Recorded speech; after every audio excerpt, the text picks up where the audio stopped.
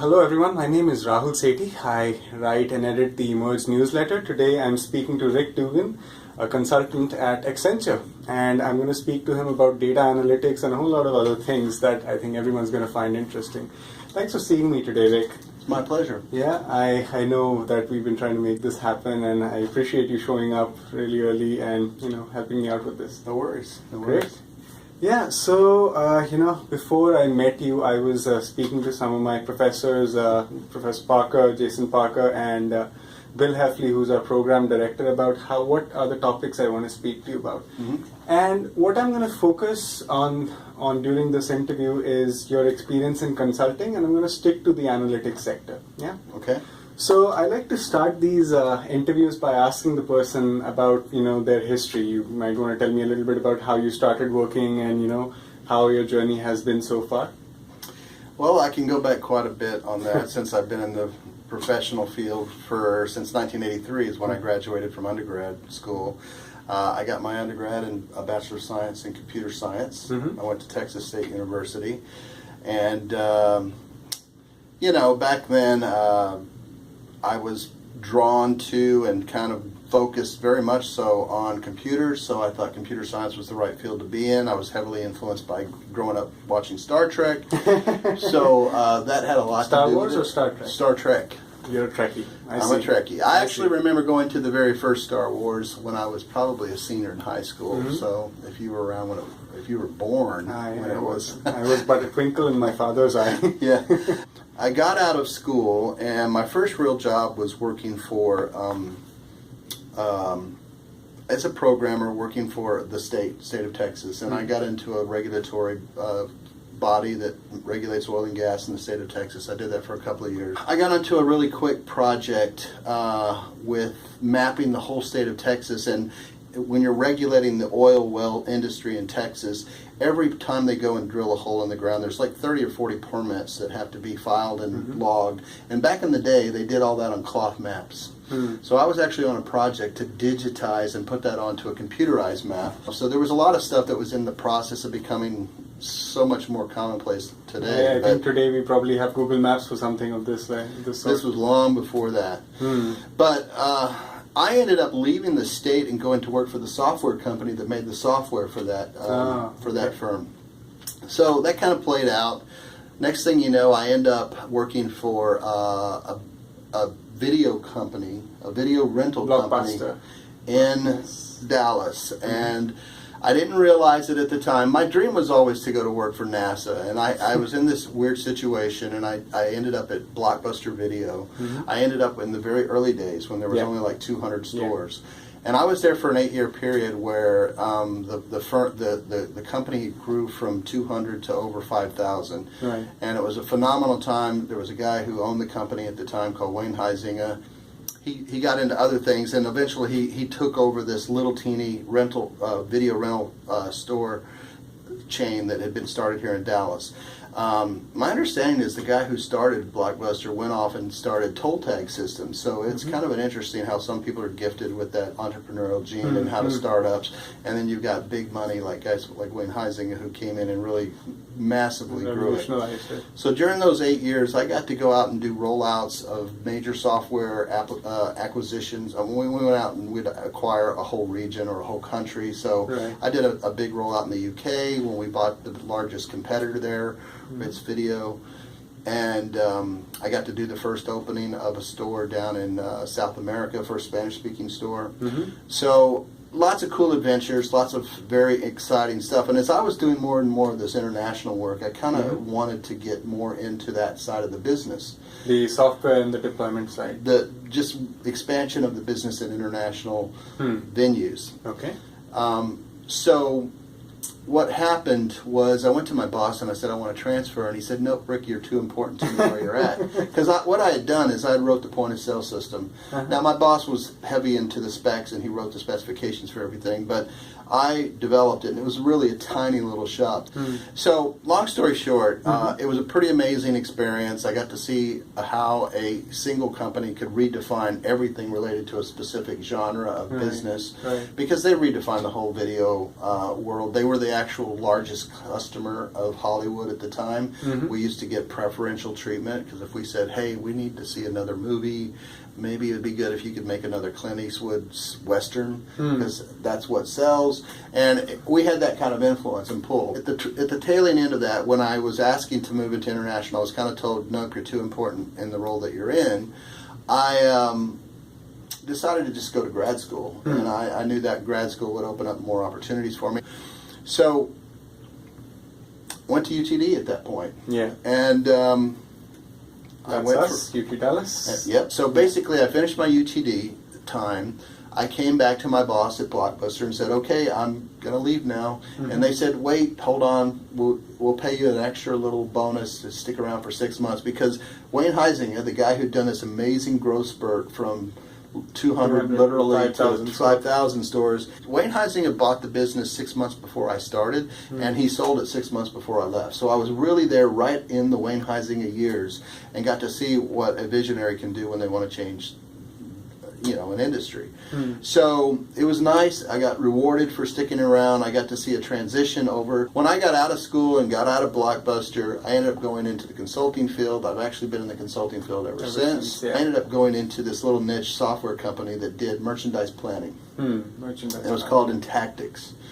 And what Intactics did, and this is where I really started to get into data and data analytics, because I got into a niche product which was used for optimizing shelf space allocation for products. So anytime you walk into any retail venue, it doesn't really matter what it is, but think grocery stores, that's probably the easiest thing to think of. Okay. So you've got categories of products by aisle, and so you've got to optimize how much space you allocate to each category, and then you have assortments within each category and subcategory. So you've got, do you have a lot of choice or little choice? It really depends upon the brand and what you're trying to do. If Walmart's brand mission is different than Neiman Marcus, okay?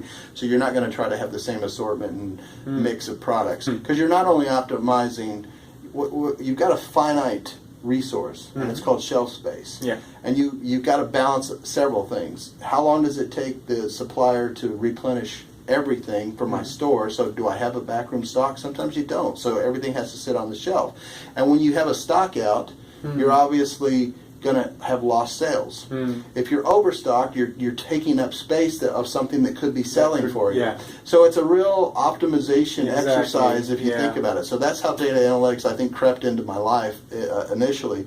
And I became, over a period of 13 years at JDA, which is the company I was working at. What happened is, when we did consulting back in the day, and the way I got into consulting, you would go out to a client and we had a piece of software that we would sell you, and then they wanted to customize it and make it do things that it didn't do out of the box. So, and we weren't a huge firm, so we would basically customize it. Intactics was owning the market. Why? Because Walmart said, hey, we love this little program that Intactics put out. We want to require all of our vendors to use it. And when Walmart did that, it pretty much made us the de facto standard. Now, there was competitors out there. There was Market Max and Spaceman, and IRI had some stuff. But they all essentially did the same thing. They did a virtual version of the shelf and the shelf space, and they did a virtual sizing of each product, and then you had to optimize plating it on there. And you're optimizing not only the replenishment from the vendor or getting shipments to the store, but you're also optimizing replenishment out of the back. So you don't want a huge labor cost of always having to stock out and replenish from the back. So if you had that stock space, you've got the warehouse space at where I am, plus you've got the shelf space. Exactly. So and really, when you start to look at the whole supply chain, you're not only going to start optimizing at the shelf space in the store, but it's the stock room in the back, and then it's the distribution center in the region, and then from the supplier up there. And all of that today, I think, is much better knitted together and integrated than it ever was when we started. Gotcha. So what I hear is that you started off initially developing software for companies, and during that process you got a thorough understanding of the nitty-gritties of their business model, and slowly, I presume over a period of time, that allowed you to transition into consulting? What I would do, I would go to work for a grocery store chain, and name it, I probably worked there, and they would say, we need to implement your software, we need to have a streamlined automated process, because they're not one store, they're not like a mom and pop store, they were always a chain. So every chain is different. The assortment you have at a store could be different. Now, some stores are pretty consistent. I mean, if you think about it, convenience stores always carry pretty much the same thing. But a Walmart or even a Target or you know, other large stores like big grocery store chains, Kroger and Safeway and Albertsons Sam's Club, you name it, they're all looking to have an assortment that works for their region. So maybe beef jerky is something that sells really well in one area, but it may not sell otherwhere. So you're optimizing based on that kind of regionality and localization, really.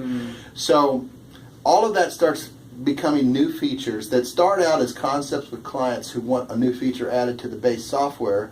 Over time, those features become new software packages, and then they become optimizers of the process that you're continually growing. And I saw that happen over like a 10 to 15 year period. We started out with a shelf planning optimization tool, then we had a floor planning optimization tool, then we had a assortment optimization tool, which is just the mix of products, and then there was automation getting introduced, so there was a way to start doing that.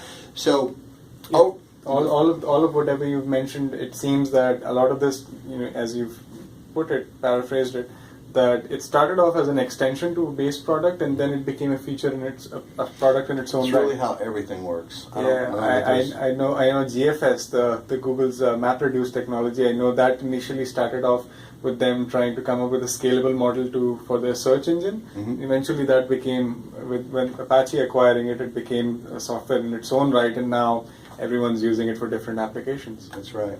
I get a phone call from Accenture.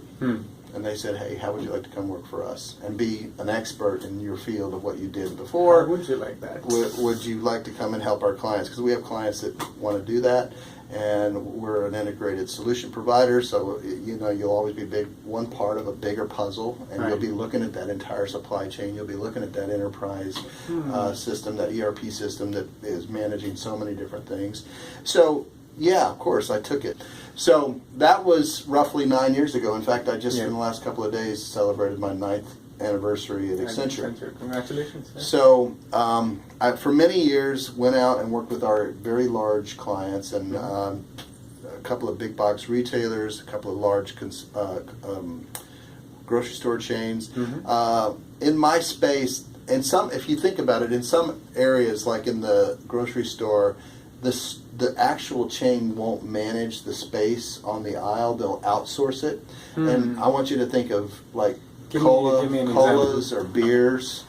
They let the beer companies do it, for example. So a beer company will have competition. So one will be designated like a category captain, and they'll make the planogram for the aisle. And then the competitor will have to be the QA check. So it's a really interesting way that businesses save money, and it's in the interest of the category captain to be fair. And you have to have the data to back up why you're giving the allocation of space that you're giving. It's in fact very interesting that you brought this up. You asked me to think about it. The other day I was at this Tom Thumb store right next to my house, and here I am, I'm looking for a shampoo, right? I'm walking down the aisle, I see, okay, there's Head and Shoulders. Right next to it is a signature shampoo which has a bottle that really resembles it, and perhaps the only point that both of them differ on, the price. Right. This one's slightly cheaper, and I looked at the constitution. I said, well, ketoconazole, okay, seems pretty much the same. Both of them right next to each other. I picked one. I have a different experience in a big box retailer who wants to use volume, and maybe they've got a name brand, which is really just another way of saying I'm going to have a mate like Head and Shoulders. You said maybe Head and Shoulders will make a brand X that they'll sell for a lot cheaper, and you'll have your company's name on it, your chain's name on it, or some marketing generic thing, because you've seen that in other areas, and you'll have it right there. And then that's helpful to people that are price sensitive. But if I'm at let's just think of a high-end store. Like Lush, maybe? I'm not going to say the which, but you can see that they, instead of having one or two or five choices, and there's a name brand and there's a generic brand that's cheaper, but it's essentially the same thing. They might give you 50 choices. They may give you 15 super high end. They'll give you like 20 middle of the road, and they'll give you a few on the bottom end. So it really depends upon the image and what you're trying to convey to your customers. And if you think about it, the software that's optimizing this has to almost simulate your thought process and your decision making process. So the data, the application is trying to get inside your head. Yeah. It's trying to figure out the way you think based on attributes, and you have to have a priority of the attributes. You have to have a weighting of the attributes. And if you think about that, you can apply real world sales data, figure all this stuff out, and then you can kind of get a model of what you were thinking about when you were standing there in front of the shampoo and trying to make a decision. How do they capture all of this data? While you were saying that this is how they capture, this is how they're trying to model it, I had a very Orwellian worldview in my head that okay, here's Big Brother, he's watching where my pupils are going. There's studies that do. I mean, what your question is wide open because you can do those kinds of studies and look at where the eyes go, and they'll get some traction. They'll get worked into models. I mean, let's just take the real basic way. Sure. It's really just what did I sell last month? Oh, okay. What did I sell last year? I had 100,000 customers come in, and 20,000 of them bought shampoo, and 5,000 of it was this, 6,000 was that, 10,000 was this. I mean, you figure it out. You just basically, historical sales data is somewhat of an indicator. Okay. All right, that's the basic way. That's the basic then way. You can start doing focus groups. You can have people come in and do, marketing campaigns. And think about it. This is all based on just absorbing the raw data. But if you want to see, and where we're at today with data analytics is, if I were to do a promotional activity for a set of products, maybe I've got 2 or 3 different promotional ideas I could do. How do I know which one to pick? There's ways to conduct experimentation now, and actually where I think the state of data analytics is more and more businesses are going to realize they need to be able to conduct experiments very quickly, and they need to define an experiment very quickly. And in the process of doing experiments, you have to take away any kind of variables that will confound your decision-making process. Okay. So you want to make it a flat playing field, and people are allowed to choose with no bias, and then you want to understand why they choose the ones that they choose. I think this is where the consulting world and where a lot of businesses are today is how do we do this and do it efficiently. The idea is there a way that we can start doing this now? So typically what happens is you'll find a way to administer the experiment to a small group, and the small group will be there for the purpose of being subjects, and you'll either be a control group or you'll be the experimental outcome group. Right. So you'll always want to have A/B testing. You'll want to set it up to where you can have A/B testing, and you can see here's what the normal group did with no, inclination or impetus or encouragement to do something different, and then here's what happened when we introduced the variable, and you want to narrow it down to just the aspects of your promotion that you want to try. Right. And then you just compare the results. Gotcha. I want to move it a little bit into the consulting side and broader strokes, right? When is domain knowledge really important? Because I went through your profile. You've got cross-functional experience in operations, marketing, and supply chain, right? Would you say you're an expert in either of these, or you're someone who knows a lot of it? Well, as you get into your career as long as I have been, which is over 30 years, you start to feel like you're an expert one way or the other. You've got a strong opinion and you can back it up. When I was early in my career, I did have to struggle with this idea of do you want to be a master, a generalist and a jack of many trades, master of none, or do you want to be a deep? And I actually had I would ask recruiters this, and I would talk to bosses about this, and I would ask them, and I got both answers. So I think I don't know. I don't want to say that there's one right answer to this. I think that you don't get to choose your road. You're not as big of a determiner of your destiny as you think you are. You can try to be, and I applaud you to the degree that you're successful at doing that. But sometimes you need to be a master of many different skills. And I would say preeminent among being a good consultant is you have to have great verbal communication skills. You have to have good written communication skills. And you really need to kind of understand how to focus in on priority activities. Those are critical, I think, skills that you must be good at. If you're not good at it, I think you'll wash out eventually. Now, what eventually gets you into the role of trusted advisor with a client, where a client trusts what you have to say, they're willing to pay. I mean, let's face it, when you go in and you're a consultant, the vast majority of the time, client employees think you're there to disrupt, to maybe take their job away, to do things that honestly you're not there to do, and you're not trying to do that. But you do things that will sometimes result in a reduction of workforce, a reshuffling in all of honesty, workforce. An uncle of mine, he's a research and development person at, let's say, a large automobile manufacturing firm, and he just despises consultants. I'll be honest.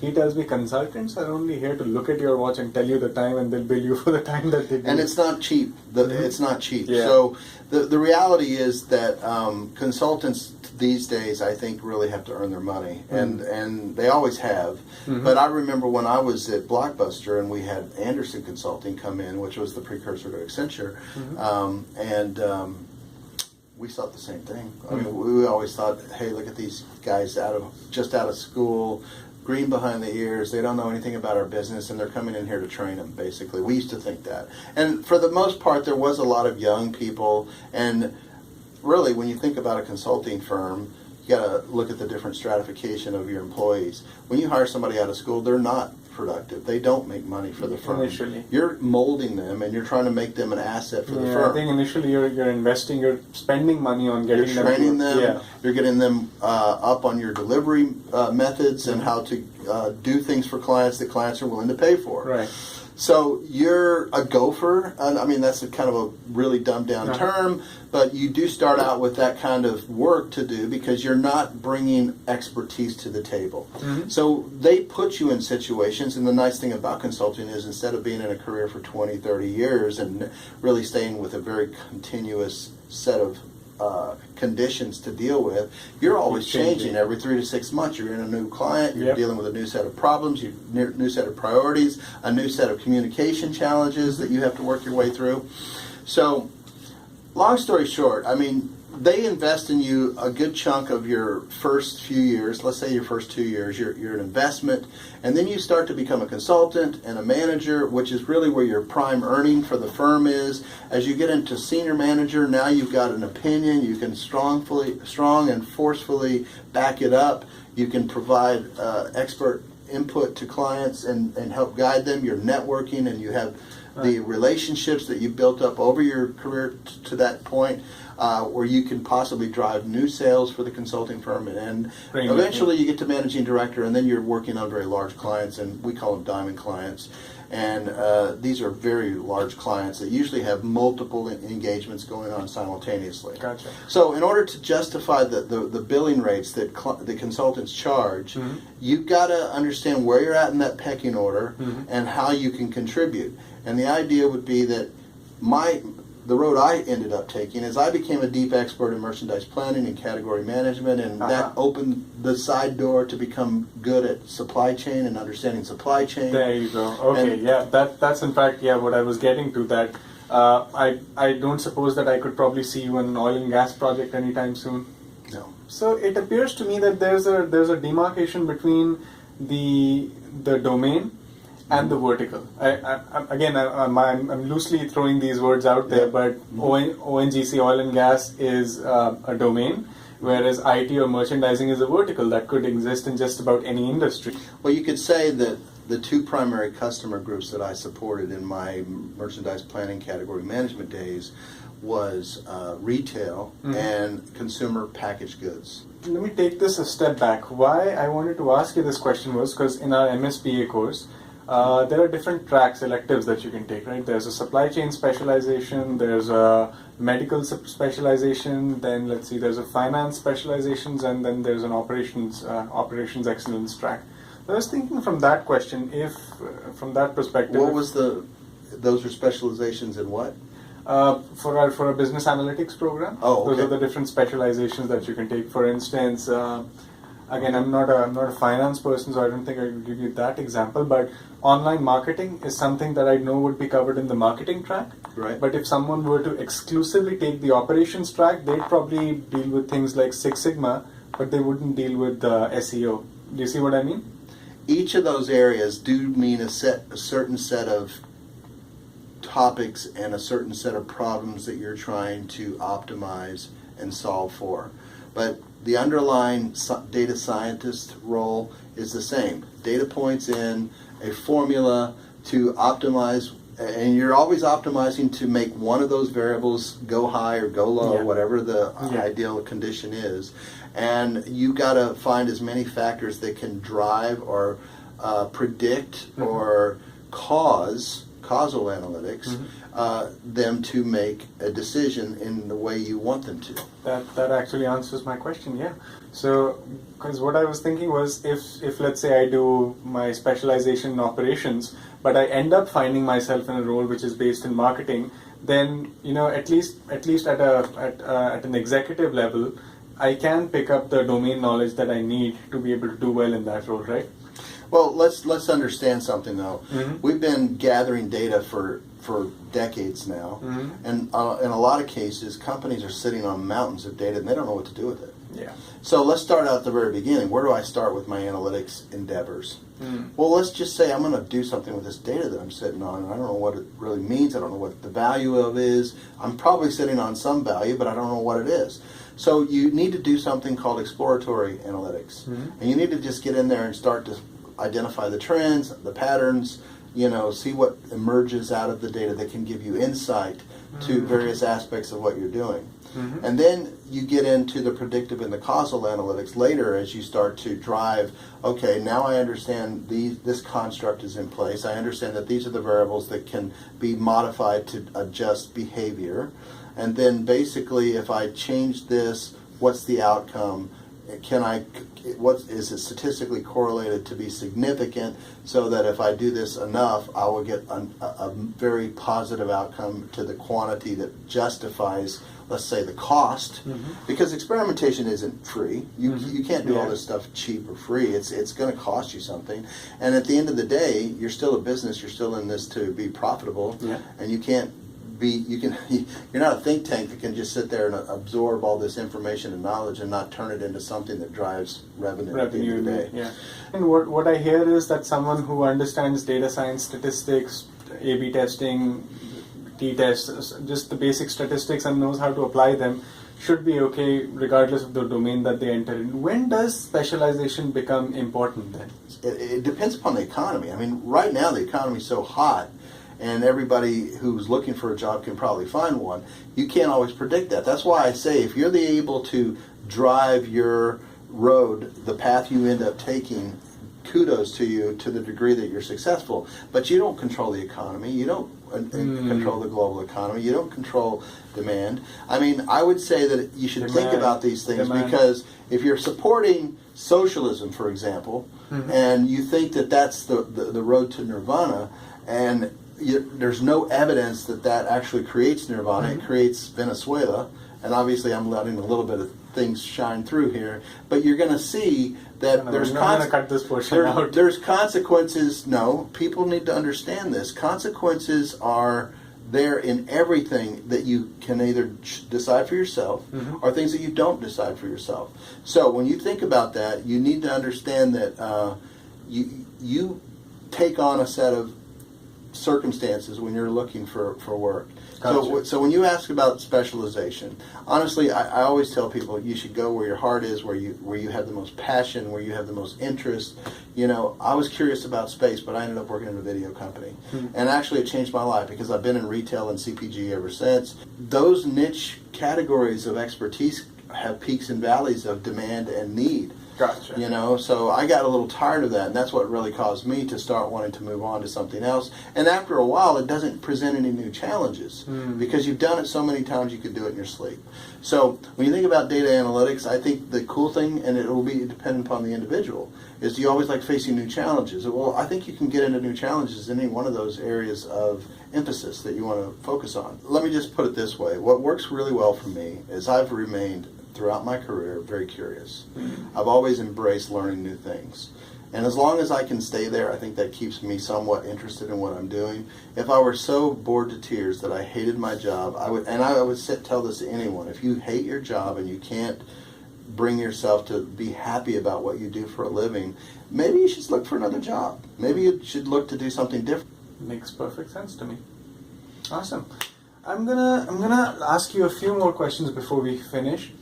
I presume in your day-to-day affairs, you often have to hire people fresh out of graduate school. Tell me, what are the things that you look for in people? Undergraduates, you're looking for people that are intelligent, bright, have good communication skills, and you want them to be moldable into an area where if they've got expressed interest and they've shown some proclivity to a certain topic, maybe they work their way into that. When you're into the MBA arena, which is moving up the stratification to maybe consultant or manager level, you might be looking for somebody who's got some previous experience and you're trying to fill a gap where you have need. And you have need in the hottest areas. So data scientists are hugely in demand right now. You know, computer scientists, when I graduated, were hugely in demand. So even if a back down economy, if you're in the right field, you'll be in demand. People will be looking for you. Now, as soon as the schools decide, hey, this is a hot field, let's get everybody to major in it and graduate with this, well, eventually that catches up with you. And so, essentially, then there's a flood of resources, and then you've got to stick out in the field somehow. So that's when prior experience starts to become a factor. That's when expressed interest that is passionately delivered and believed by the interviewer. You want to bring your personality style, which is who you are, and you don't want to shy away from that. I get it that some people are shy, but when you've got a strength to offer and you're bringing strong analytic skills, or you've got this degree in this very hot field, you need to convince the interviewer of what your strength is. And you're going to be moldable. If you're going into a role where you don't have experience, but you've got the degree and you've got the desire, that's enough. Just make sure that the interviewer walks away with, wow, that person is well qualified with the education I'm looking for. That person is totally motivated to do the role that I want them to do. Gotcha. And you got it. Yeah, makes perfect sense. Makes perfect sense. Let me just see if there is anything that I should ask you. Ooh, yeah, there is one that the teachers, in fact, wanted me to ask. What are the things that we should be teaching at UTD? Like, you've graduated from here, you know what it's like to be a student, and now you're on the other side of the table where you interview people. I'm asking you, what are the things that, you know, that colleges should be teaching students, which you, not just UTD, but in general, that you could find that you'd want more of, let's say? In UTD, there's a very diverse population here, and not everyone English is a first language. I often tell people to join Toastmasters and get over the hump of being afraid to present. You live in a very social media driven age right now, and you need to get over the shyness of being more shy about posting and doing things that way. But I also want to caution that you need to have boundaries and filters, because some people leave it all out there on social media, and that can come back to haunt you too. I don't know that there's anything topically technology-wise, and in fact I was telling the students the other night at the presentation where we met that they can't keep up with technology. Technology it's going beyond Moore's law. It's accelerating faster. It's changing faster. So the idea that you're going to stay up with it is not really the point, I don't think. I think they need to focus, you need to focus on, can I identify a need in society? Can I help plug that need? Can I help figure out how to solve big problems, and can I be a part of the solution? That is as good an answer as any. In fact, what you've said, you've perfectly echoed what my last speaker said, that what we find, what we really want in people is the ability to critically think through a problem, define first of all what the problem is, what a solution looks like, and how do we get there. Right. I believe what you've articulated is just that. No, that's exactly correct. And honestly, being curious and wanting to know things. I mean, I found out things today. I was dealing with my broker for my trading account, and I was transferring from one firm to another, and the lack of transparency in that caused me to ask a bunch of questions, and I made the guy feel very uncomfortable. I'm saying, look, I'm in the IT field. I don't understand why I can't see certain things that are transactions, and this is money, and it's my money, and it's at your system, and I can't see it. So honestly, I identified a perfect problem that needs a solution. I wasn't talking to somebody who could actually fix it. But when you're out there entering the workforce and you want to help change the world, these are the kinds of things that you need to latch onto and say, hey, I can make things better. Gotcha. Just explain it to me why this is not happening, and later on, I can make this happen. Yeah, and believe me, what's driving the whole demand and the big focus on data analytics right now is, back in the day, you might have a guy who shows up and says, hey, I'm a merchandising expert. Listen to me, I know what I'm talking about. And not ever back it up with any facts. I mean, granted, some of these guys they're gurus, and they speak with great authority and common sense and knowledge that they've built and amassed over many years. But more and more, clients need that data confirmation. They need that idea that I can prove what I'm saying because I've done the data research and I've got the statistics and the facts and the numbers to back it up. And that's what's driving the demand for data analytics, because more and more people are now able to process completely diverse data sets to substantiate claims that they're making. Well, the world of fact-based decision-making is upon us. There's so many things that are fake right now. Social media creates a fake reality in terms of how people interact with each other. They're not as polite to each other online as they are in person. That's why I said the other night at the talk that some of the biggest issues that are going to be worked out by this generation of people going into the workforce are not the latest and greatest technologies, because the technologies are there and they're evolving incredibly fast. But what will become the bigger issues are ethical and moral issues that have to be addressed. Because right now, it's a big deal about what data do I own. You and I were talking about this on our way over here. What data do I actually own and have control over? Do I actually have to give up control of my data just because I choose to use your phone, or I go to your website, or I use this as my email platform? All of this stuff is out there, and people are utilizing this stuff, and people think they have privacy. But privacy is a conversation that is just getting started. And some of this stuff, technology is going to have to solve if we're going to have a viable solution. And it's going to be a clash of big ideas, because some people will say, and I think wrongfully so, that I'm so much into the convenience, I don't care if I give up my freedom. And that is an issue. No, that is... That's not good. I can see how that can be dangerous. Well, it starts out innocent enough. I mean, I like it that I can go to a pizza place and they know what pizza I ordered last time, so I just got to hit one button and I can do it. And there's convenience, and I love that. And maybe I'm willing to have that relationship with the guy who delivers my pizza. But, they also know where you live. I mean, it's not about how they're using it, but it's about the potential for how that data can be used. Well, let's look at that as one data point, and then we start talking to your credit card company, and we start seeing what else is on your purchase record, and you put them together, and you have a bigger. I mean, this is what these experimentation platforms do.